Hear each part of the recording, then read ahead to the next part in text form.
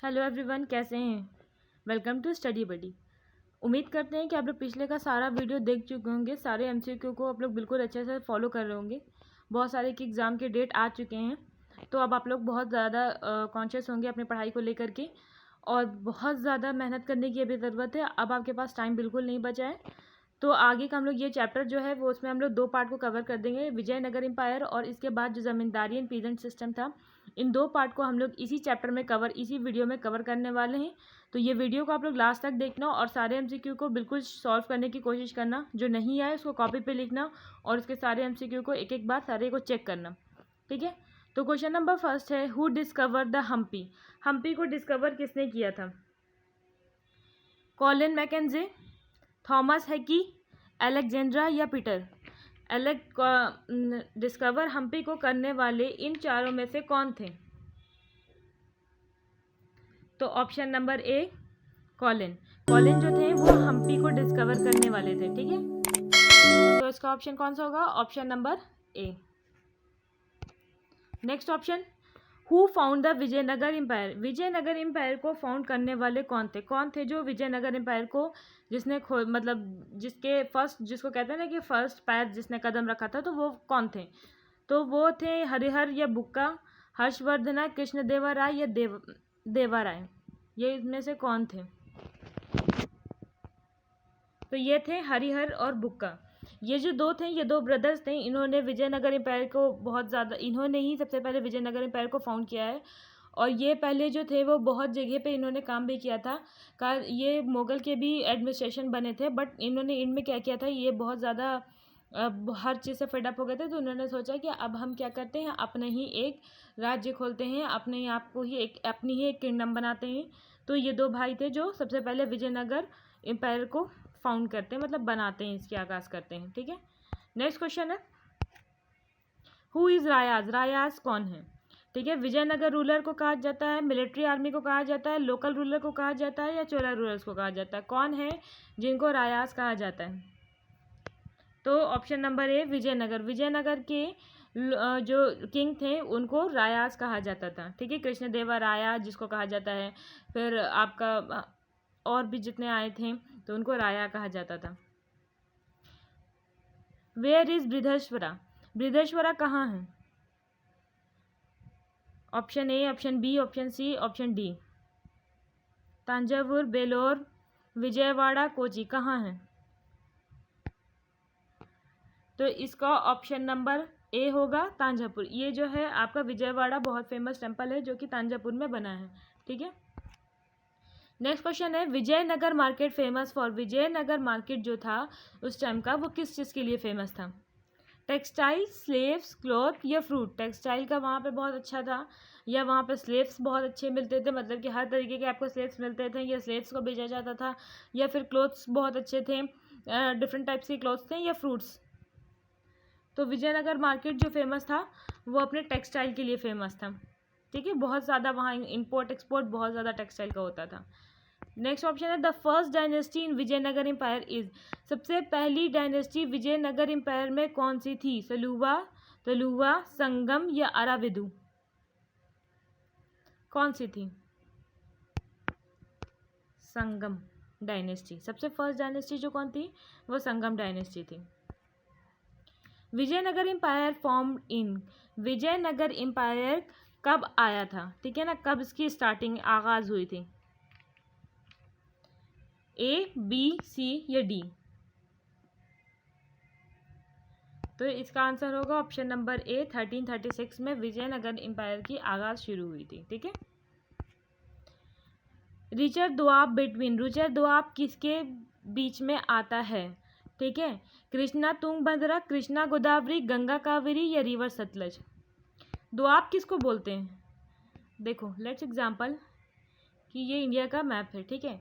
तो जो 2 रिवर के बीच में का जो हिस्सा होता है, ठीक है, जो लैंड होती है, ठीक है, इस चीज़ को हम लोग बोलते हैं दोआब। यानी कि 2 रिवर के हिस्से को क्या बोलते हैं? दोआब। तो कौन सा जो दोआब था, रिचर दोआब जो है, वो कौन से रिवर के बीच में आता है?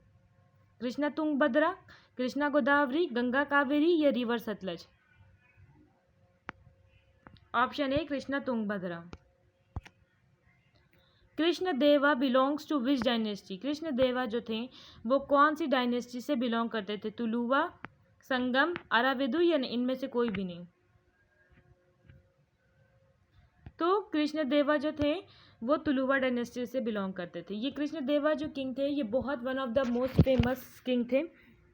इन्होंने बहुत सारी चीज़ें की। इनके टाइम में जो विजयनगर एम्पायर था वो काफ़ी ज़्यादा बढ़ा था। इन्होंने कई तरीके की वॉर भी किया था और इनके टाइम पे जो विजयनगर था वो काफ़ी अच्छे से फ्लरिश्ड हो रहा था। इन्होंने बहुत अच्छे से टेक्सटाइल हो या फिर इनका डायनेस्टी को आगे बढ़ाना हो या अपने किंगडम को फैलाना हो या हर तरीके का इनके टाइम पे बहुत ज़्यादा ही पॉपुलर हुआ था। ठीक है, नेक्स्ट क्वेश्चन है, who defeat the Orissa ruler in Vijayanagar empire?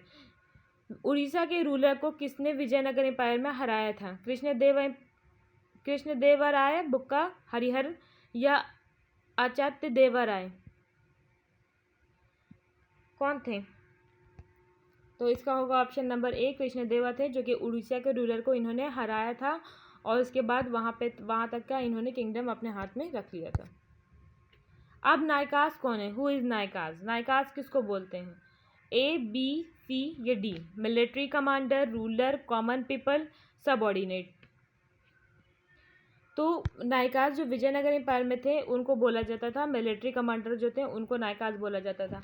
Vijayanagara empire में ये था कि इनका जो मिलिट्री कमांड था वो बहुत ज़्यादा एक वक्त में बहुत ज़्यादा ही मतलब इनका जो मिलिट्री कमांड था उनका बिल्कुल ही अलग सिस्टम होया करता था।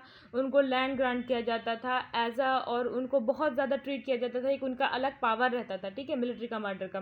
ठीक है, और मिलिट्री कमांडर में स्टार्टिंग में ये था कि पहले जो किंग्स थे वो उनको देखते थे कि वो कैसे रूल कर रहे हैं, वो क्या कर रहे हैं, और फिर वो जो मिलिट्री लोग जो थे, जो नायकास थे, वो भी किंग के पास जाते थे, वो अपना एक रिलेशनशिप बना के रखते थे। बट एट एंडिंग में जब विजयनगर एम्पायर जब घटने लगता है, जब उसकी डाउनफॉल आती है, तो ये जो मिलिट्री कमांडर है, ये जो नायकास हैं, वो अपने आप को बहुत ज़्यादा इंक्रीज़ कर लेते हैं और ये जो रायास थे उनसे रेबल करने लगते हैं। ठीक है, तो ये मिलिट्री कमांडर इनमें इंपॉर्टेंट रखता है कि नायकास के बारे में हो सकता है आपसे क्वेश्चन पूछ ही दे कि हु इज़ नायकास, या आपसे एक आध दो क्वेश्चन नायकास के बारे में अगर विजयनगर एम्पायर से पूछेगा तो हो सकता है कि वो आपसे एक आध क्वेश्चन इसके बारे में पूछ ले। ठीक है, तो आप इसको एक बार अच्छे से देख लेना। नेक्स्ट क्वेश्चन है, यहाँ पे हु है, ठीक है, ये आपका क्वेश्चन जो है यहाँ पे हु है। ठीक है, who defeat the Vijayanagara empire at Talikota? Talikota में विजयनगर एम्पायर को कौन डिफीट किया था? बीजापुर, अहमदाबाद, गोलकुंडा, मैसूर, कालीकट, कोचिन, मदुरई, मुजलीपट्टम या बिदर या none of this? A, B, C, D? कौन था जो विजयनगर एम्पायर को तालीकोट में डिफीट किया था? इसका आंसर होगा ऑप्शन नंबर ए, बीजापुर, अहमदाबाद और गोलकुंडा के जो किंग थे उन्होंने विजयनगर एम्पायर को डिफीट किया था। Who establish independent kingdom? Independent kingdom इनमें से कौन जो थे वो एस्टैब्लिश करते हैं? वहाँ के लोकल पीपल, नायकास, आउटसाइडर रूलर, जो बाहर के रूलर थे वो, या इनमें से कोई भी नहीं? कौन थे जो अपना एक इंडिपेंडेंट किंगडम एस्टैब्लिश करते हैं? तो वो थे नायकास। नायकास जो थे एट एंड में बहुत ज़्यादा अलग हो जाते हैं, बहुत ज़्यादा रेबल करते हैं और इनमें वो लोग अपना इंडिपेंडेंट किंगडम ही एस्टैब्लिश करना शुरू कर देते हैं। नेक्स्ट क्वेश्चन है, रिवर तुंगभद्रा फ्लो थ्रू? जो तुंगभद्रा रिवर है वो कहाँ से फ्लो करती है? नॉर्थ से ईस्ट डायरेक्शन में, साउथ से ईस्ट डायरेक्शन में, वेस्ट नॉर्थ डायरेक्शन में या ईस्ट वेस्ट में? देखो ये आपका जीएस के लिए भी क्वेश्चन बहुत इंपॉर्टेंट है। हो सकता है कि आपसे ये जीएस से भी क्वेश्चन पूछ दे कि तुंगभद्रा रिवर कहाँ से कहाँ तक फ्लो करती है, या कौन से डायरेक्शन में फ्लो करती है। ठीक है, तो कौन से डायरेक्शन में फ्लो करती है? नॉर्थ ईस्ट डायरेक्शन में फ्लो करती है। जो तुंगभद्रा है वो नॉर्थ ईस्ट डायरेक्शन में फ्लो करती है। और भी सारे जीएस के पेपर के लिए आप लोग सारे रिवर्स को एक बार देख लेना कि कौन कहाँ से फ्लो करती है। ठीक है, उसके कितने चैनल हैं, क्या आप इनमें से भी क्वेश्चन, रिवर्स से भी क्वेश्चन आते ही आते हैं हर साल। ठीक है, सीयू सेट से भी पहले जो आप कहीं का भी जिसका कॉलेज का भी एंट्रेंस एग्जाम दोगे तो वहाँ भी रिवर्स से क्वेश्चन पूछा जाता है। ठीक है, तो आप एक बार क्वेश्चन को चेक ज़रूर करना सारे रिवर्स के बारे में। नेक्स्ट क्वेश्चन है, which of the tank is important in 15th century? कौन सा टैंक था इनमें से इम्पोर्टेंट 15th सेंचुरी में? ठीक है, कमालपुरम, कृष्णा, तुंगभद्रा या इनमें से कोई भी नहीं? कौन सा टैंक था जो कि बहुत इम्पोर्टेंट था? इसका ऑप्शन है कमालपुरम टैंक। कमालपुरम टैंक जो था वो बहुत इंपॉर्टेंट टैंक था 15th सेंचुरी में, क्योंकि ये जो कमालपुरम टैंक था ये कनेक्टेड थ्रू विजयनगर से था, और विजयनगर की जो किंगडम में मतलब कि जो विजयनगर के जो ऑफिशियल जो राजा का कोर्ट था और जो जितने भी चीज़ थे वो कमालपुरम टैंक से ही आपका पानी जाता था। तो ये उस टाइम का 15th सेंचुरी का one of the most important tank था कमालपुरम। ठीक है, नेक्स्ट क्वेश्चन है which Persian ambassador visit Vijayanagara empire. ठीक है, कौन सा पर्शियन एम्बेसडर था जो कि विजयनगर एम्पायर में विजिट करता है, ए बी सी या D. Option number B Abu Razzaq. ठीक है, ये रज़ाक है। अबू रज़ाक जो हैं वो विजिट करते हैं विजयनगर एम्पायर में, पर्शियन एम्बेसडर थे और ये विजयनगर एम्पायर में विजिट करते हैं। Local goddess of Vijayanagar, Vijayanagar की लोकल गॉडेस कौन थी? पंपा देवी थी, लक्ष्मी देवी थी, सीता थी या काली थी? कौन थी जो कि विजयनगर एम्पायर में one of the most important थी? तो पंपा देवी जो थी वो बहुत इंपॉर्टेंट थी विजयनगर में लोकल गॉडेस के तौर पे। नेक्स्ट क्वेश्चन है which of the dynasty ruled in Vijayanagar empire. ठीक है, इनमें से कौन सी डायनेस्टी है जो कि विजयनगर एम्पायर में रूल करती है, A B C D, Aravali, Chola, Gupta, Pallava. तो आपको कुछ तो इनमें जो विजयनगर किंगडम था उनमें जो 4-5 किंगडम थे वो बहुत इंपॉर्टेंट थे। ठीक है, तो आपको ये देख लेना है कि कौन कौन से वो किंगडम थे जो कि इंपॉर्टेंट थे। संगम थे, तुलुवा थे, अरावली थी, और फिर आपका एक और किंगडम था। ये सारा किंगडम जो है आपका अराविदु, ये सब जो है आपका बहुत इंपॉर्टेंट किंगडम है विजयनगर एम्पायर में। तो आप ये सब एक बार देख लेना कि कितने किंगडम थे। तो ये जो अरावली है वो विजयनगर एम्पायर में रूल की थी। ठीक है, नेक्स्ट क्वेश्चन है आपका most important significant in fortification according to Abu Razzaq. इनमें से अबू रज़ाक के अकॉर्डिंग कौन सा इंपॉर्टेंट जो फोर्टिफिकेशन था विजयनगर एम्पायर का, जो कि काफ़ी फेमस फोर्टिफिकेशन था, तो अबू रज़ाक के अकॉर्डिंग कौन सा वन ऑफ द इम्पॉर्टेंट था जो उस फोर्टिफिकेशन में आता था? क्या था? स्ट्रॉन्ग मिलिट्री थी, स्ट्रॉन्ग वॉल था, एग्रीकल्चर था, या इनमें से कोई भी नहीं था? तो देखो उस टाइम जो था वो अबू रज़ाक के अकॉर्डिंग एग्रीकल्चर था, और वाकई में एग्रीकल्चर जो है वो one of the most important है। इसलिए क्योंकि इन केस कि अगर आपके पास खाना है तभी आप लड़ सकते हो। ठीक है, बिना फूड के कोई भी लड़ नहीं सकता था, और ऐसा नहीं होता था कि एक दिन में 2 दिन में लड़ाई ख़त्म हो गई। लड़ाई चलती ही चली जाती थी, काफ़ी महीनों तक लड़ाई चलती थी।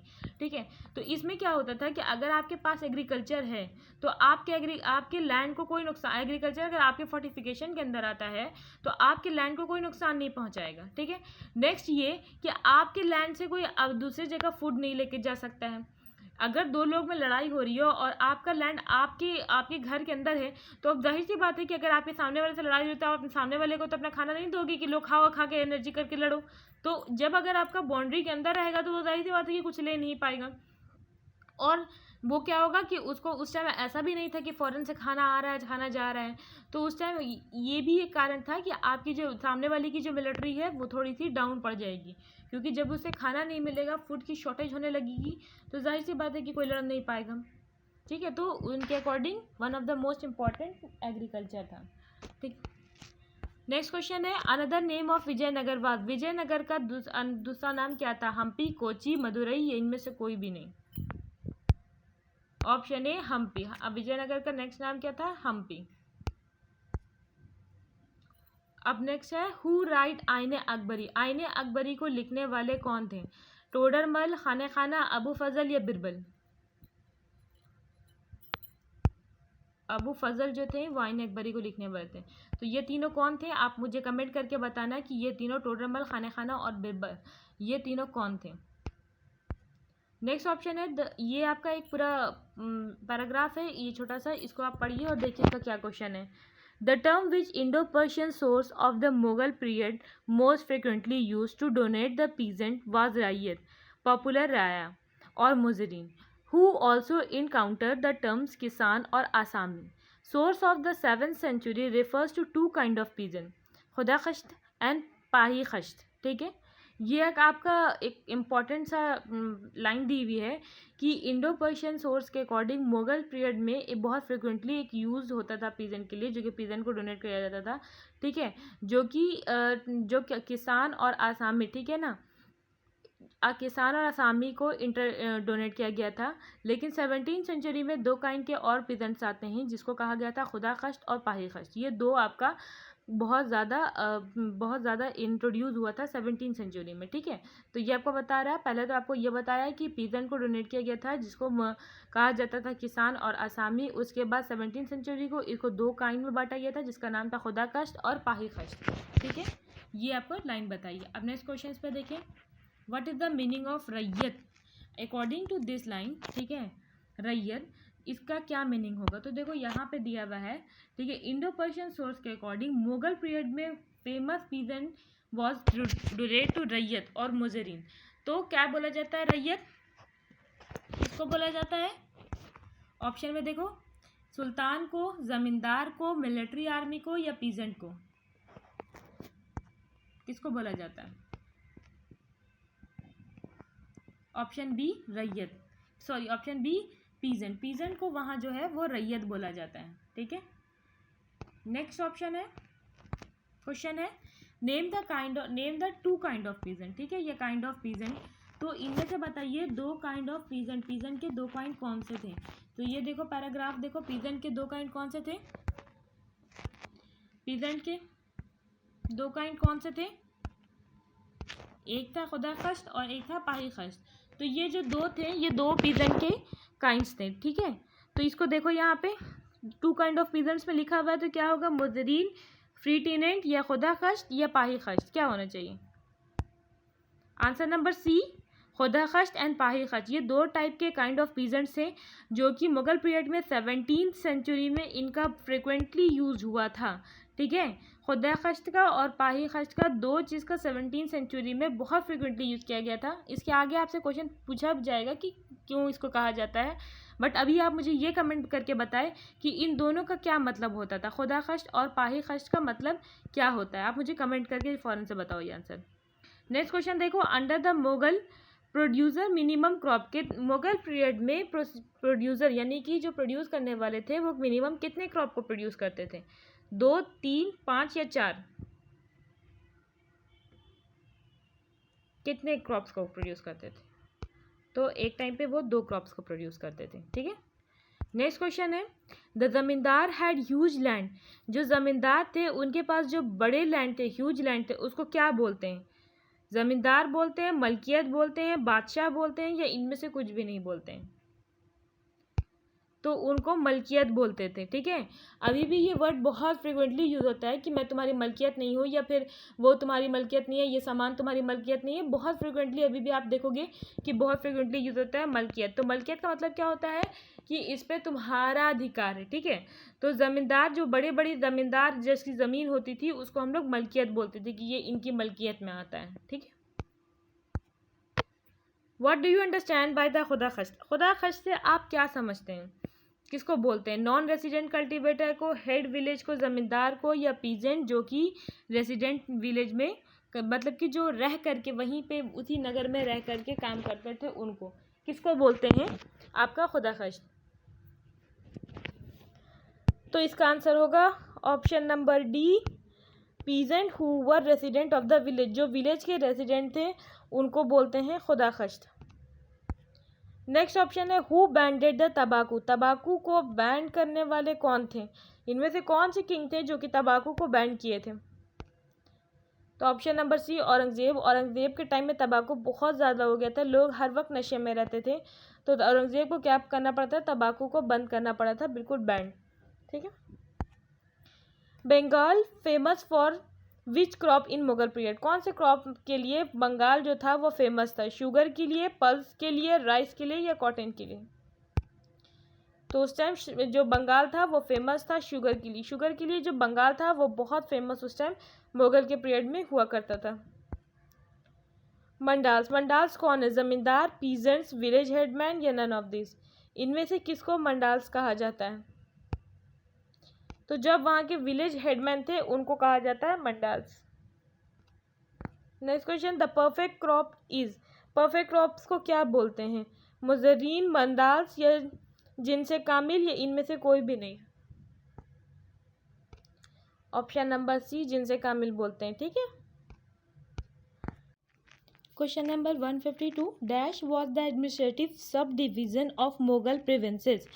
इनमें से administrative sub division Mughal provinces का कौन सा था, ठीक है ना, कौन से पार्ट में बटा था, कितने पार्ट में था, मावास, पेशकश, परगाना या A both. Option number D both A and B, इनमें से कौन सा था। तो इसका ऑप्शन होगा ऑप्शन नंबर सी, परगाना, ठीक है। ऑप्शन नंबर सी इसका परगाना सही होगा कि परगाना जो था वो administrative sub division Mughal provinces में बटा हुआ था। Okay. During Mughal time how much land cover by forest. Mughal के टाइम में फॉरेस्ट की कितनी परसेंट लैंड जो थी वो कवर की गई थी। पूरी की पूरी 80% लैंड फॉरेस्ट के नाम पे थी, 30% लैंड फॉरेस्ट के नाम पे थी, 50% थी, ये 40% थी। तो 40% थी मुगल के फॉरेस्ट के टाइम, मुगल के टाइम पे फॉरेस्ट जो थी वो 40% कवर रहती थी। Agriculture society in Mughal period known as. Agriculture society जो मुगल पीरियड की थी उस टाइम उसको क्या बोलते थे, परगाना, सिटी या विलेज। विलेज। नेक्स्ट ऑप्शन है which of the following crops was introduce India via Africa and Spain. Africa Spain में से कौन सा क्रॉप्स था जो कि इंडिया में आया था, वीट, राइस, लेंटल या मेज। तो उस टाइम ऑप्शन नंबर बी मेज आया था अफ्रीका और स्पेन से, और उस टाइम क्या हो रहा था कि आपका बहुत सारा सामान एक्सपोर्ट और इंपोर्ट होना शुरू हो गया था, तो मेज आता था अफ्रीका स्पेन से। आईने अकबरी की कितनी पार्ट है। आईने अकबरी की 5 पार्ट है। Which of the coins mostly use in Mughal empire. Mughal के टाइम पे कौन सा कॉइन जो था वो बहुत ज़्यादा यूज़ किया गया था। Option B silver. सिल्वर का कॉइन जो था वो मुगल के टाइम पे बहुत यूज़ किया गया था। ऑटोमन एम्पायर जो थे वो कहाँ से बिलोंग करते थे, रियाद, इराक, अफ़गानिस्तान या टर्की। तो वो बिलोंग करते थे टर्की से, ठीक है। ऑटोमन एम्पायर जो था वो टर्की का था। अभी एक बहुत फेमस सीरियल भी आया था अर्तुगरुल गाजी करके, तो आप उसमें देखे होंगे कि वो जो अर्तुगरुल गाजी था वो स्टार्टिंग ऑटोमन एम्पायर की स्टार्टिंग जो थी वो उसी से हुई थी, अर्तुगरुल गाजी से, जो कि बहुत बड़ा आगे चल करके टर्की का बहुत बड़ा एम्पायर बनता है, ठीक है।